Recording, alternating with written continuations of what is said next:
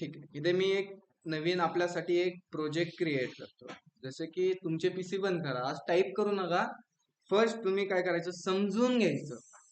नाहीतर तुम्ही टाईप करण्याच्या मागे जाता आणि जो मेन पॉइंट आहे, जे काही मेन लॉजिक आहे, ते तुम्हाला समजणार नाही. ठीक आहे. तर मी फर्स्ट इथे एक प्रोजेक्ट क्रिएट करतो.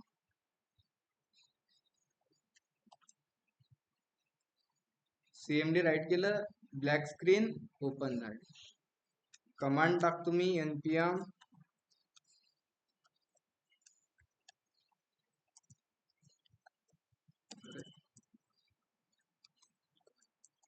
लेटेस्ट आणि प्रोजेक्टला नाव काय देऊ आपण. डे कितवा आहे आज आपला, आय थिंक 24 असेल. Okay okay. मी इथे काय करतो, आपल्या कॉन्सेप्टवरच मी नाव देतो. जो आपला टॉपिक असणार आहे त्या टॉपिकचं मी इथे नाव देतो. ओके. जसं की आपल्या टॉपिकचं नाव राहील इथे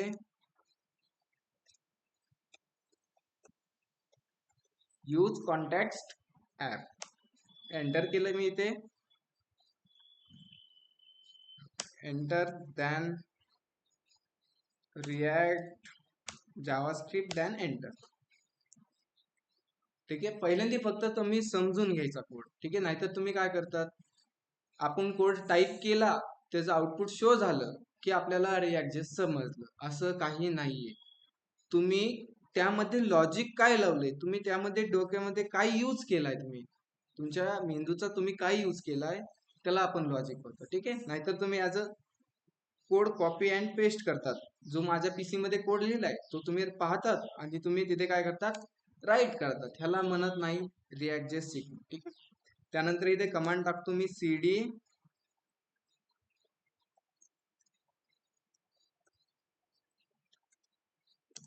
एंटर केलं, स्क्रीनला क्लिअर केलं. कमांड टाकली मी कोड पेस्ट डॉट.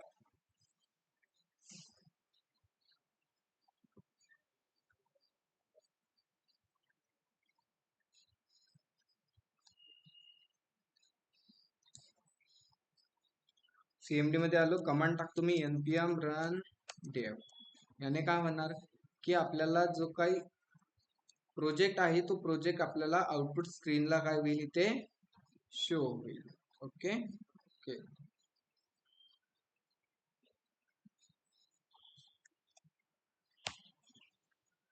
झालं इथे आउटपुट शो. त्यानंतर VS कोड मध्ये आलो. VS कोड मध्ये आल्यानंतर मी इथे SRC फोल्डर मध्ये जो app.jss फाईल आहे त्या फाईल मध्ये जो काही कोड राईट केलेला आहे तो कोड मी इथे रिमूव्ह करतो, कारण तो बाय डिफॉल्ट आपल्याला कोड भेटलाय.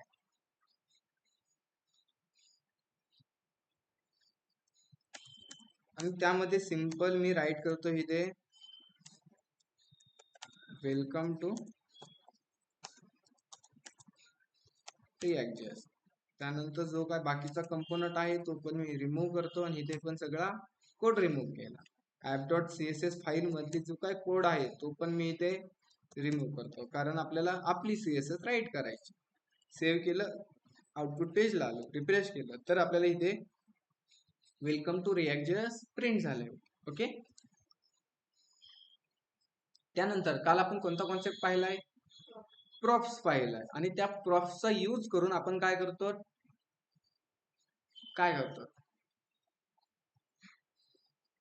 डेटा पास करतो.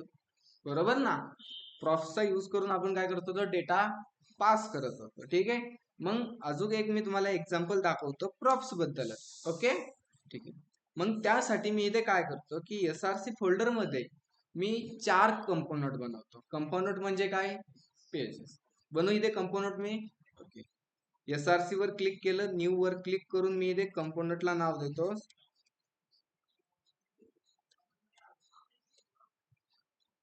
कंपोनंट ए. काय दिलं मी ते, कंपोनंट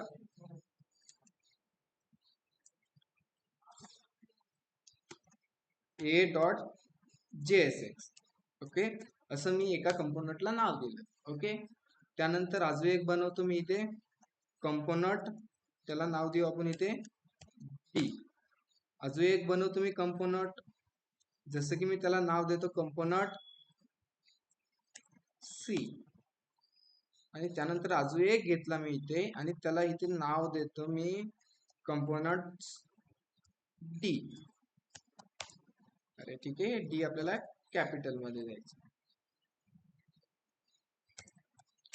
ठीक आहे, सिंपली इथे मी किती कंपोनंट बनवले, 4 कंपोनंट बनवले आणि त्या चारही कंपोनंट मध्ये मी थोडासा त्यांचा कंपोनंटचा कोड राईट करतो, जसं की फंक्शन. आणि इथे काय असतं आपल्या कंपोनंटचं नाव, राऊंड ब्रॅकेट ओपन केला क्लोज केला, curly open and close, return. Simple मी इथे रिटर्न करतो एक h1 आणि h1 मध्ये मी सांगतो कंपोनंट ए. ओके, आणि हा कंपोनंटला आपल्याला करायला लागेल एक्सपोर्ट डिफॉल्ट आपल्या कंपोनंटचं केलं इथे. त्यानंतर मी ह्याला कॉपी करतो, कंपोनंट बी मध्ये आलो, ह्याला पेस्ट करतो आणि जिथे आपला कंपोनंट ए आहे त्या जागी मी इथे करतो कंपोनंट बी. त्यानंतर ह्याला कॉपी केलं, कंपोनंट सी मध्ये आलो, ह्याला पेस्ट केलं, जिथे कंपोनंट आपला सी नाव आहे, बी आहे, तिथे मी करतो सी. ठीक आहे, इथे पण आपल्याला सी राईट करायला लागेल. त्यानंतर डी मध्ये आलो, त्यामध्ये मी कोड पेस्ट करून फक्त चेंज काय होणार आहे आपल्या इथे कंपोनंट बनवले असे मी 4 कंपोनंट. ओके, आउटपुट पेजला आलो आणि रिफ्रेश केलं तर इथे काय दिसतंय आपल्याला, वेलकम टू रिॲक्ट. कुठून दिसतंय हे वेलकम टू रिॲक्ट? app.jss मधून. मग मी इथे काय करतो की जो आपला 4 कंपोनंट बनवले, जसे की 4 कंपोनंट कोणते कोणते बनवलेत, एक कंपोनंट ए, कंपोनंट बी, कंपोनंट सी आणि कंपोनंट डी बनवले. मग मी इथे काय करतो, जो आपला कंपोनंट ए आहे त्याला मी इथे ऍज अ एका टॅग मध्ये राईट करतो. ऑटोमॅटिकली झाला इथे इम्पोर्ट, नाहीतर मॅन्युअली पण तुम्ही इम्पोर्ट करू शकता. इम्पोर्ट नाही झालं तर तुम्हाला मॅन्युअली करायला लागेल. ठीक आहे, जसं मी आउटपुट पेजला आलो इथे रिफ्रेश करतो, दिसतंय कंपोनंट ए आपला. ओके, त्यानंतर मला ग्लोबली स्टायलिंग देण्यासाठी ओके मी थोडे चेंजेस करतो. जिथे कंपोनंट ए राईट केलाय तिथे मी काय करतो, एक डिव घेतो, त्या डिवला मी एक क्लास दिला बॉक्स आणि त्या बॉक्सच्या आतमध्ये राहील आपला h1. ओके, त्याच प्रकारे मी कंपोनंट बी मध्ये पण करतो, एक क्लास दिला मी डिवला बॉक्स म्हणून, त्याच्या आतमध्ये कंपोनंट ऍज अ सी ला पण मी सेम स्टेपने राईट करतो. अरे की एक क्लास घेतला बॉक्स, त्याच्यामध्ये घेतला मी h1 मध्ये कंपोनंट सी, त्यामध्ये डी पण मध्ये पण मी असंच करतो राईट, जसे की एक क्लास घेतला बॉक्स आणि त्यामध्ये एक h1. ओके, मी इथे आलो आउटपुट पेजला, इथे रिफ्रेश केलं तर आपल्याला कंपोनंट ए दिसतंय पक्का.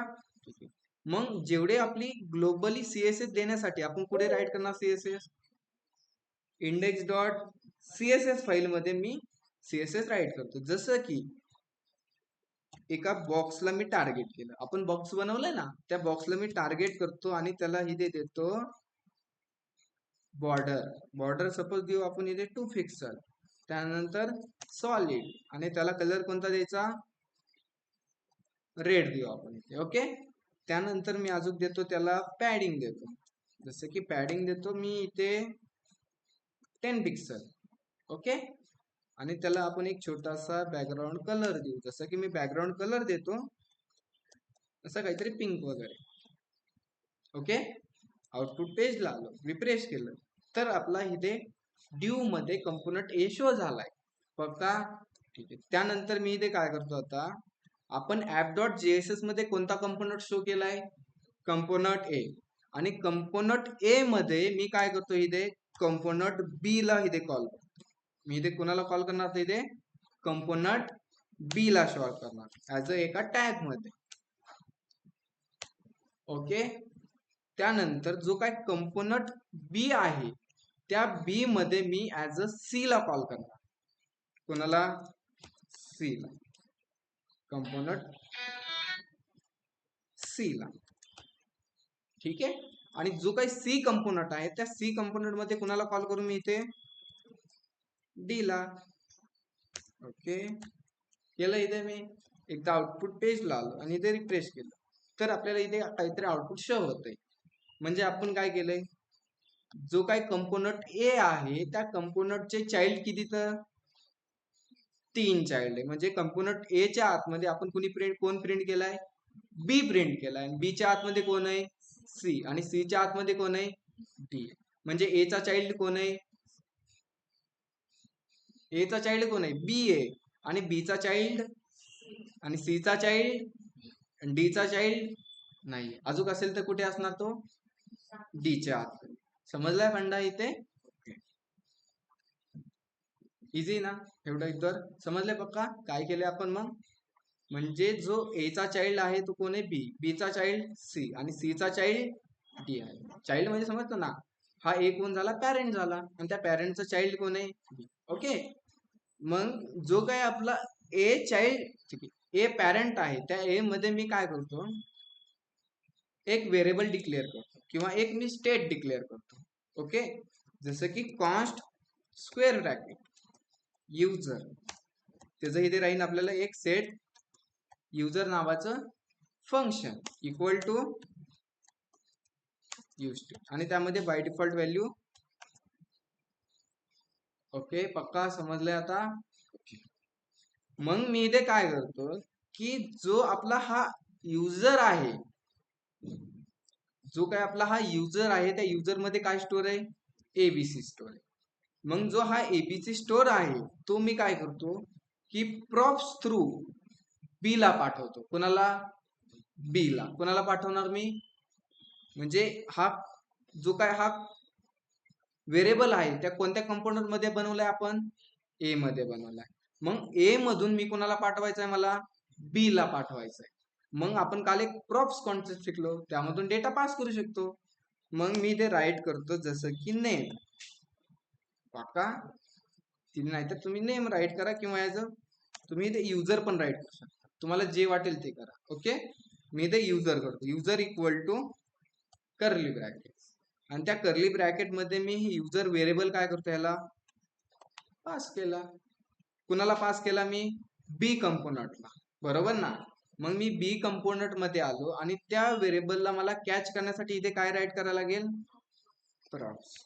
का, आणि प्रॉप्स मधून मी इथे काय करतो, H2 मध्ये त्यातनं डेटा आलाय का नाही तो चेक करतो. प्रॉप्स मधून आउटपुट पेजला आलो, रिफ्रेश केलं, एबीसी कुठे भेटले, आता कंपोनंट मध्ये ए मधून आपण कुणाला पाठवलंय, बी ला पाठवलंय. पक्का समजलं इथे आता.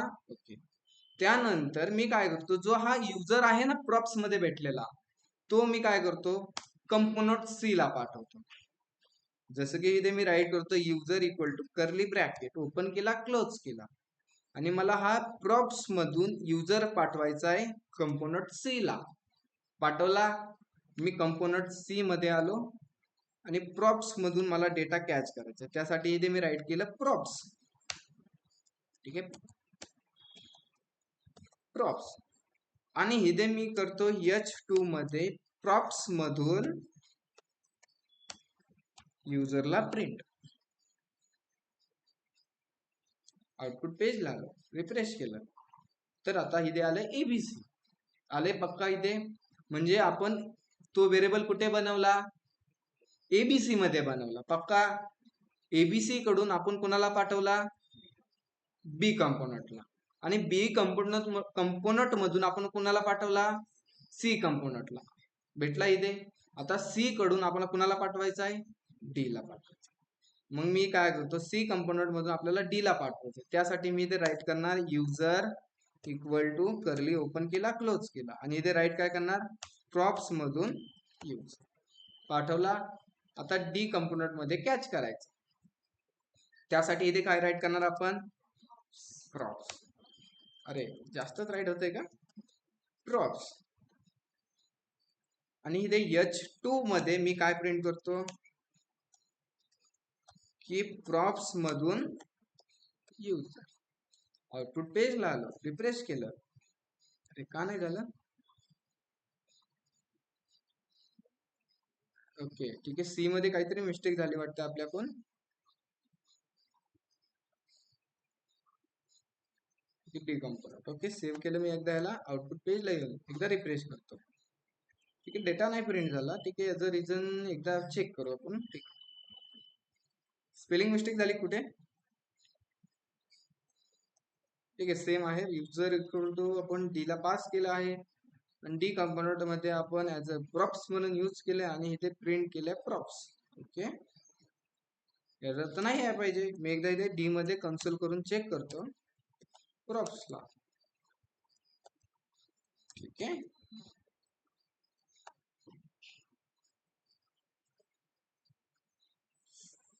ते नाही शोभत त्याचं उत्तर. ओके, सी पर्यंत आलाय, डी पर्यंत का नाही पोचला?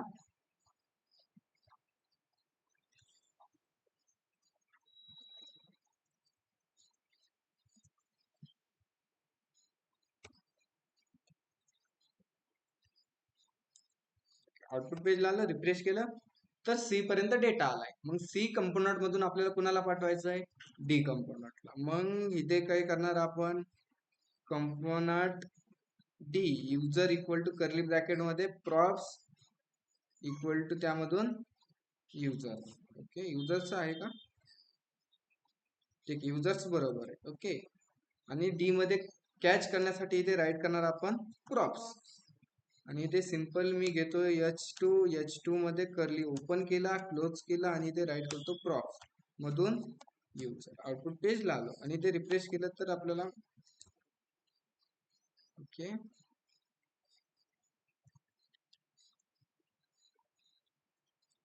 2 मिनिट, एकदा डेटा का नाही येत?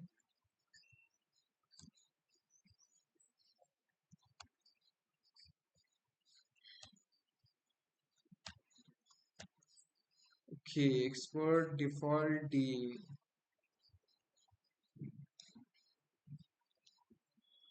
युजर पास केला, त्यामधून इथे प्रॉप्स मधून कॉल केला बी मध्ये, प्रॉप्स मध्ये आपल्याला इथे भेटला. युजर मधून आपण परत इकडे डेटा फॉरवर्ड केला सी कंपोनंटला. सी कंपोनंट मध्ये आलो, प्रॉप्स मधून डेटा कॅच केला आणि कुठे केला आपण? इथे प्रॉप्स मधून युजर मध्ये आलो. पक्का? ठीक आहे, त्यानंतर डी कंपोनंटला आपण प्रॉप्स मधून युजर पाठवलाय. ओके, ठीक आहे. आय थिंक काय मिस्टेक होते, प्रॉप्स मधून आपण युजर 2 ला प्रिंट करण्याचा प्रयत्न करतो.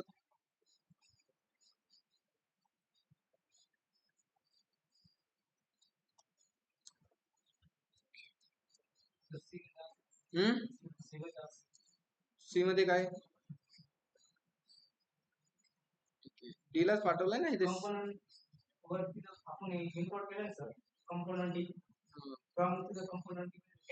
अरे इथे डी राहिलाय ना. ठीक आहे, ओके.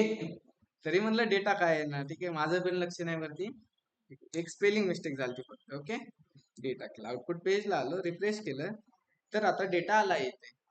ओके, लक्ष आहे म्हणजे ऑफलाईनचं लक्ष आहे. ठीक आहे, आता बघा काय केलं इथे. ए कंपोनंट मधून आपल्याला ए कंपोनंट मध्ये व्हेरिएबल बनवला, त्या कंपोनंट मधून आपण कुणाला पाठवला डेटा? बी कंपोनंटला. बी कंपोनंट मधून कुणाला पाठवला? सी ला. सी मधून कुणाला पाठवला? डी ला पाठवला. ह्या मेथडला प्रॉप्स ड्रिलिंग म्हणतात. काय म्हणतात ह्या मेथडला? प्रॉप्स ड्रिलिंग म्हणतात. आता हे कॉम्प्लिकेट झालं ना थोडं. सपोज माझ्याकडे भविष्यात 50 पेज असेल. किती? मग 50 पेजला तुम्ही असंच करणार का?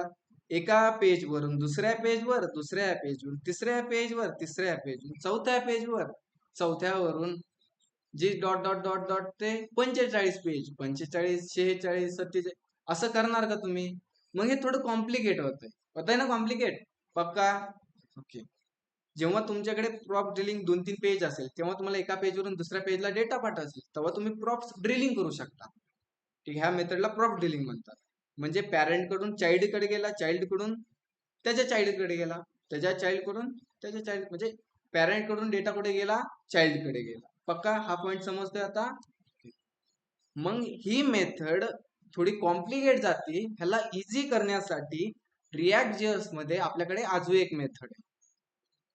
ठीक आहे, तुम्हाला ती मेथड दाखवतो. ठीक आहे, इथे मी डी राहून देतो. जी काय आपण हा प्रॉप्स वगैरे राईट केले होते, त्याला मी 2 मिनिटं रिमूव्ह करून टाकतो. ठीक आहे, चालेल ना? फक्त हे जास्त तुम्हाला फक्त माहित असावं, आपण ह्याला प्रॉप्स ड्रिलिंग म्हणतात. ओके,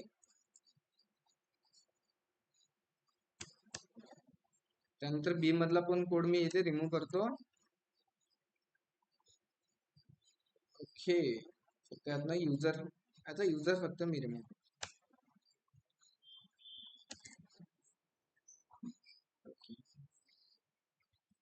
ओके, आउटपुट पेजला आलो, रिफ्रेश केलं. अरे डी कंपोनंट गायबच झाला का? सी मध्ये राईट करायला लागेल, जसं की कंपोनंट डी. आउटपुट पेजला आलं, रिफ्रेश केलं, डी कंपोनंट शो झाला इथे. ओके, आता आपल्याला काय करायची की ह्या ए नावाचा जो काय कंपोनंट आहे, त्या ए नावाच्या कंपोनंट मधून डायरेक्टली आपल्याला डी कंपोनंटला डेटा पाठवायचा आहे. ओके, म्हणजे आपण काय करणार, बी ला पण नाही पाठवणार, बी वरून सी ला नाही पाठवणार, सी वरून डी ला नाही पाठवणार, डायरेक्टली कुणाला पाठवणार की ए कडून डायरेक्ट कुणाला डेटा पाठवणार, डी ला पाठवणार. ठीक आहे, मग त्यासाठी आपल्या React.js मध्ये एक मेथड असते.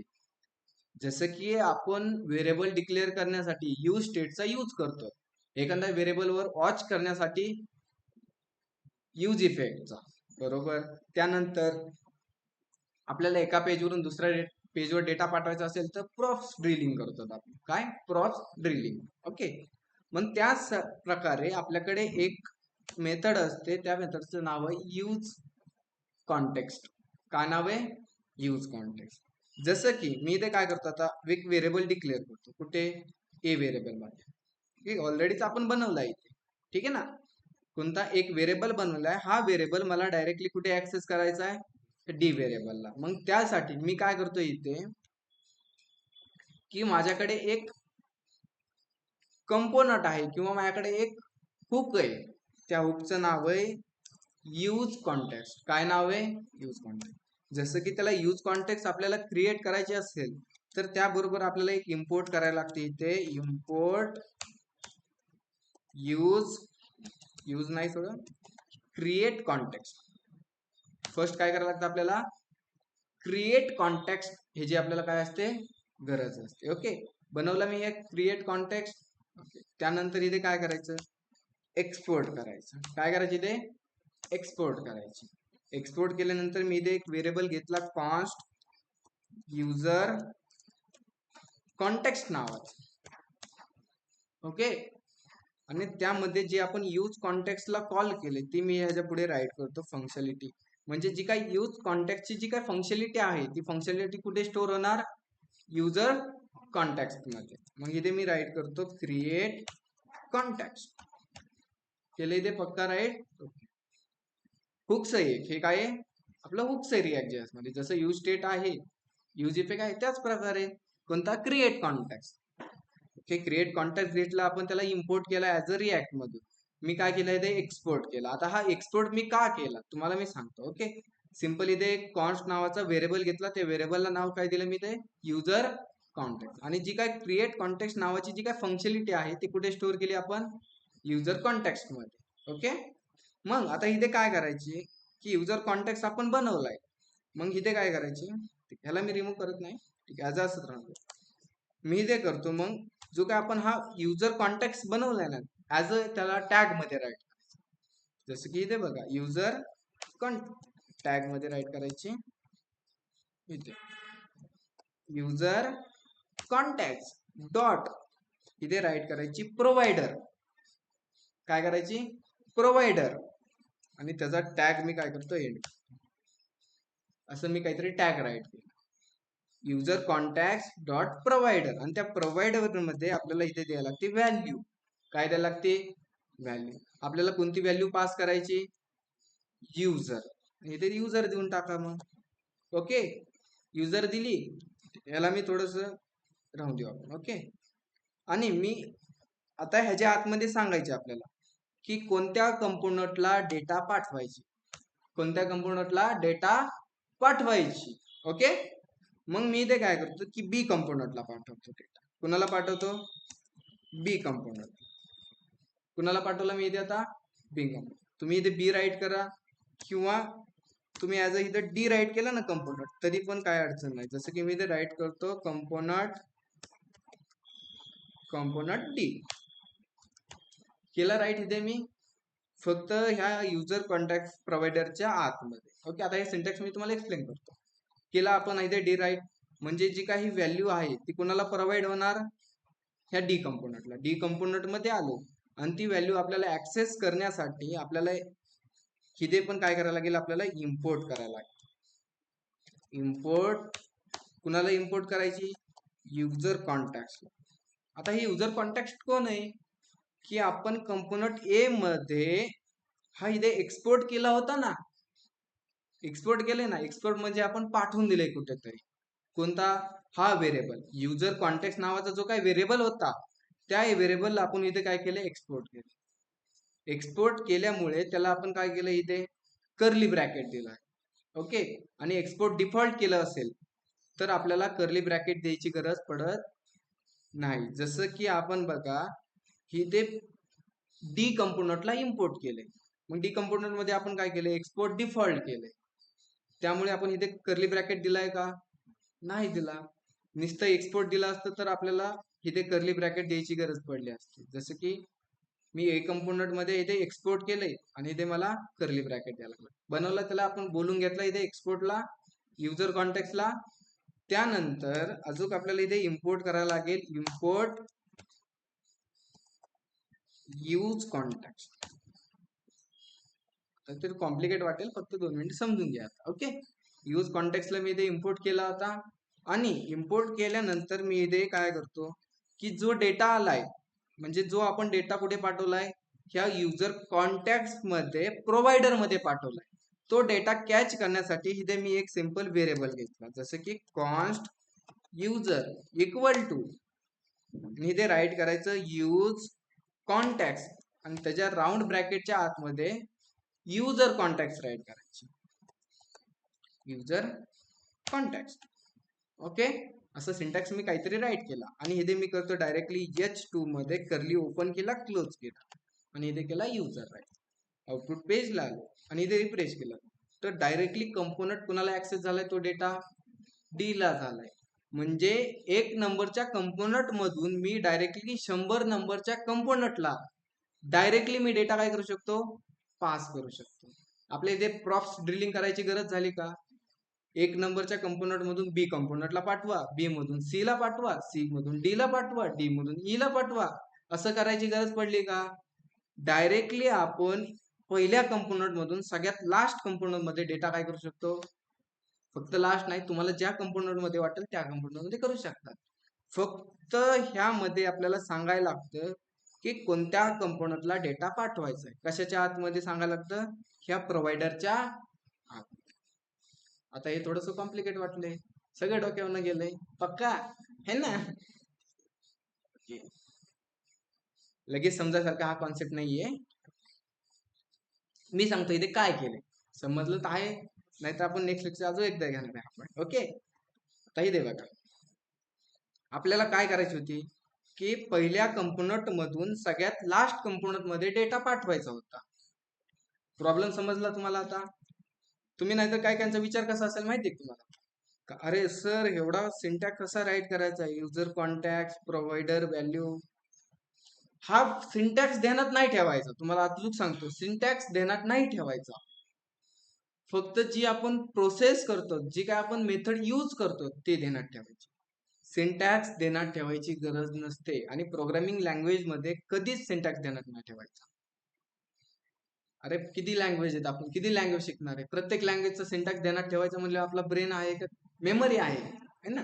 सिंटॅक्स ऍज अ तुम्ही गुगलला सर्च केलं तरी सिंटॅक्स देतो, फक्त तुम्हाला मेथड माहित पाहिजे की आपण 1 नंबरच्या कंपोनंट मध्ये लास्ट नंबरच्या कंपोनंट मध्ये डेटा पाठवू शकतो. कसा, यूज कॉन्टॅक्ट. आता हे मेथड माहित असले तरी बस. मग मी ते काय केलंय, की आपल्याला युजर कॉन्टॅक्ट यूज करायचा होता, त्यामुळे मी त्याला काय केलं, फर्स्ट आपल्याला डेटा पाठवायचा आहे त्या जागेवर आपल्याला इम्पोर्ट करायला लागतं क्रिएट कॉन्टॅक्ट. केलं इथे इम्पोर्ट आणि इथे मी काय केलं, एक्सपोर्ट केलं, कारण मला कुठेतरी तो बोलून घ्यायचा. ओके. मग व्हेरिएबल घेतला युजर कॉन्टॅक्ट नावाचा आणि त्यामध्ये जी काही क्रिएट कॉन्टॅक्ट नावाची जी फंक्शनॅलिटी आहे ती कुठे स्टोअर केली मी, युजर कॉन्टॅक्ट मध्ये. आणि सिंपल ऍज काय केलं इथे, युजर कॉन्टॅक्ट डॉट प्रोव्हायडर, म्हणजे आपण हा व्हेरिएबल काय करणार आहे, कुठेतरी पाठवून दिलाय, एक्सपोर्ट केलाय ना. मग इथे सांगितलं युजर कॉन्टॅक्ट मध्ये प्रोव्हाइड करायचंय आम्हाला, काय प्रोव्हाइड करायची, व्हॅल्यू पाठवायची. काय करायची आपल्याला, व्हॅल्यू प्रोव्हाइड करायची. ती व्हॅल्यू मी इथे पास केली ऍज अ,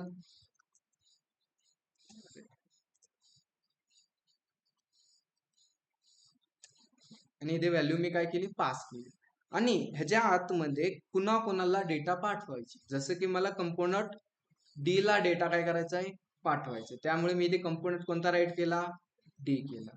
आणि डी मध्ये आपल्याला तो व्हॅल्यू ऍक्सेस करण्यासाठी जो आपण तिकडनं युजर कॉन्टॅक्ट पाठवलेला त्याला मी इथे काय केलं, ऍज अ इम्पोर्ट मध्ये इम्पोर्ट केलं. ओके. त्यानंतर अजून त्या डेटाला फिल्टर करण्यासाठी आपल्याला राईट करायला लागतं यूज कॉन्टॅक्ट. काय करायला लागतं, त्याला इम्पोर्ट केलंय, इथे एक नॉर्मल व्हेरिएबल घेतलाय आणि यूज कॉन्टॅक्ट मधून आपण युजर कॉन्टॅक्ट मधून डेटा काय केलाय, कॅच केला. तो जो काही डेटा आहे तो डेटा आपल्याला भेटला आणि ऍज अ मी डेटा इथे प्रिंट केला. तरी पण नाही समजलं